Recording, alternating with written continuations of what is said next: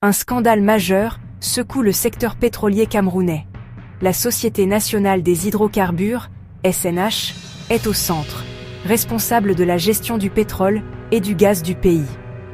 250 000 tonnes de carburant destinées aux stations locales ont disparu via un accord obscur. La figure clé, Nathalie Moudiki, fille du puissant directeur de la SNH et directrice juridique de la SNH, ainsi que présidente de Tradex. Son double rôle la place au cœur des décisions juridiques et commerciales. Une nouvelle société, Siestar, a été créée à la hâte pour gérer cette énorme expédition de carburant d'une valeur de centaines de millions de dollars. La rapidité et le secret de l'opération soulèvent des drapeaux rouges concernant le détournement de fonds publics. Le silence des autorités ne fait qu'approfondir les soupçons. Il ne s'agit pas seulement de carburant manquant, il s'agit de l'intégrité de la société d'État la plus stratégique du Cameroun. Lorsque les ressources publiques sont détournées, c'est toute la nation qui en souffre. L'implication de hauts fonctionnaires et de liens familiaux fait de ce cas un exemple typique de conflit d'intérêts. La question demeure, qui bénéficie réellement de cette opération? Analysons les acteurs. La SNH et son bras commercial, Tradex, sont censés protéger le pétrole du Cameroun.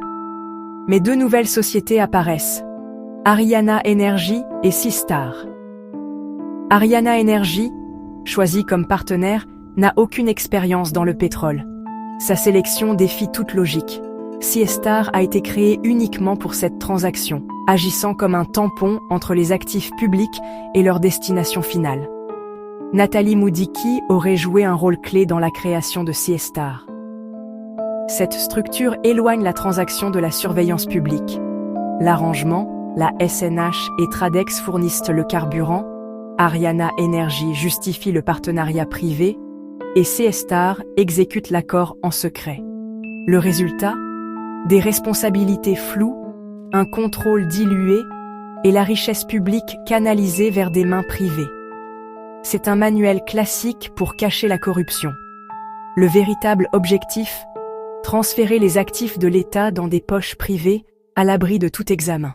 L'intrigue s'épaissit avec le leader d'Ariana Energy, Azam Maklouf.